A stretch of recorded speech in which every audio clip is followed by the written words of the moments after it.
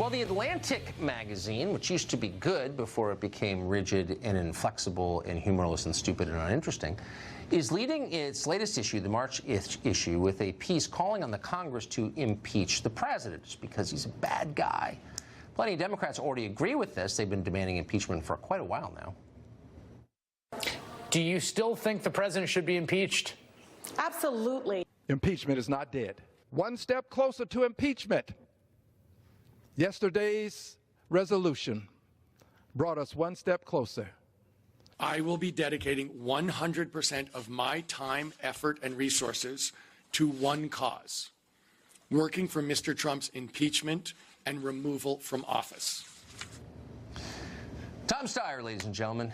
He's a much better person than you are. And he's been calling for impeachment for a long time, but during the 2018 midterm campaign, Democrats tried their best to mute that message. Their leaders told the base, be quiet, shh. You don't want to scare people. No more talking about impeachment. We believe in democratic solutions to leaders we don't like.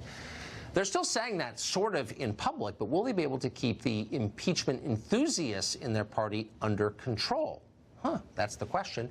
Mark Stein has been thinking about this quite a bit, and he joins us tonight. So, Mark, what did you make, just since you're a long-time magazine writer, you read this piece. What did you make of the argument it made for impeachment? Well, first of all, I agree with your assessment of the present diminished state of the Atlantic Monthly. And you said I was a magazine writer. I used to write for the Atlantic a decade or so back, and I'm not saying I'm one of their giants when you go back through the years, but they've had Mark Twain and Lord Moulton and all kinds of great people writing for them. This thing goes wrong right from under the sub-headline. Starting the process of impeachment will rein in a president who is undermining American ideals and bring the debate about his fitness for office into Congress where it belongs.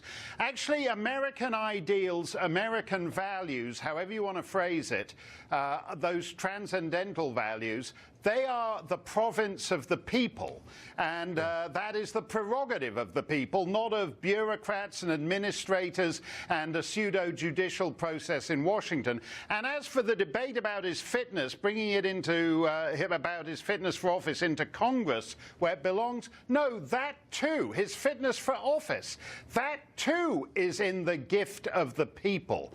And we're teaching a very dangerous lesson here. Basically, they're not disputing that Trump was elected according to the lawful mechanisms of elections in the United States. What they're saying is they don't like the result of that election. And you're teaching the people a very dangerous lesson there. You're saying that voting doesn't matter, and in essence, thereby setting in motion essentially revolutionary conditions if you tell people in a free society that your vote doesn't matter. I think you're absolutely right. And I think that there are leaders on the Democratic side who sense that what you're saying is right, and they could be unleashing forces they can't control, and they might be hurting themselves. What do you think would happen politically if impeachment commenced?